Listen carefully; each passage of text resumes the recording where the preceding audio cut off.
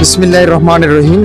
সংযুক্ত আরব আমিরাত ইউএই তাদের ভিসা নীতিতে বড় পরিবর্তন এনেছে। সর্বশেষ নীতিমালা অনুযায়ী এখন থেকে 160টি দেশের নাগরিকদের দেশটিতে প্রবেশের আগে বাধ্যতামূলকভাবে ভিসা নিতে হবে।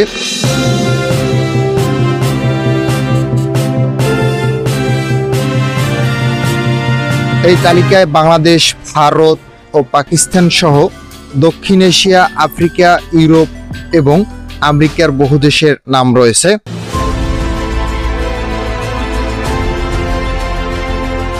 নতুন নীতির ফলে ভ্রমণকারীদের প্রবেশ প্রক্রিয়া আরও সুসংগঠিত হবে বলে এবং নিরাপত্তা সংক্রান্ত পর্যবেক্ষণ জোরদার হবে বলে জানিয়েছেন কর্তৃপক্ষ। যেসব দেশের নাগরিকদের আগেই ভিসা নিতে হবে, বাংলাদেশ, পাকিস্তান, ভারত, আফগানিস্তান, ফিলিপাইন, নাইজেরিয়া ও শ্রীলঙ্কা সহ মোট 170টি দেশের নাগরিকের এখন থেকে আমিরাতে প্রবেশের পূর্বেই ভিসা গ্রহণ করতে হবে।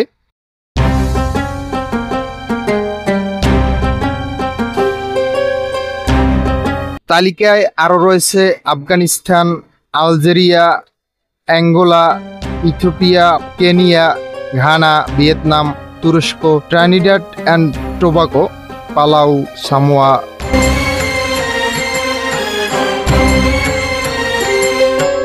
এই তালিকাকে ইউ এর সংগঠিত ও নিরাপত্তা কেন্দ্রিক অভিবাসন নীতির প্রতিফলন হিসেবে দেখা হচ্ছে। 2025 সালে 9টি দেশের জন্য ভিসা নিষেধাজ্ঞা দিয়েছে আরব আমিরাত।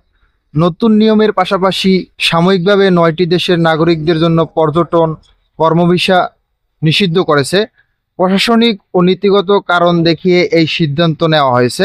নিষিদ্ধ দেশগুলো হলো Nigeria, Ghana, Sierra Leone, Sudan, Cameroon, Liberia, Benin, Congo এবং বুরুন্ডি। এই নিষেধাজ্ঞা চাকরি ও পর্যটন উভয় ভিসার ক্ষেত্রেই প্রযোজ্য।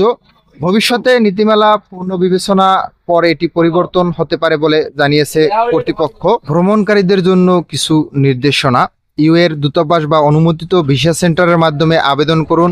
পাসপোর্টের মেয়াদ কমপক্ষে 6 মাস আছে কিনা নিশ্চিত করুন।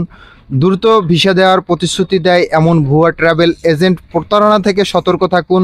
নিয়মিত ইউএর ইমিগ্রেশন অফিসিয়াল আপডেট অনুসরণ করুন, কারণ নীতিমালা যে কোনো সময় পরিবর্তন হতে পারে। মোহাম্মদ আলামিন, ইউরোপ বিডি প্রবাস।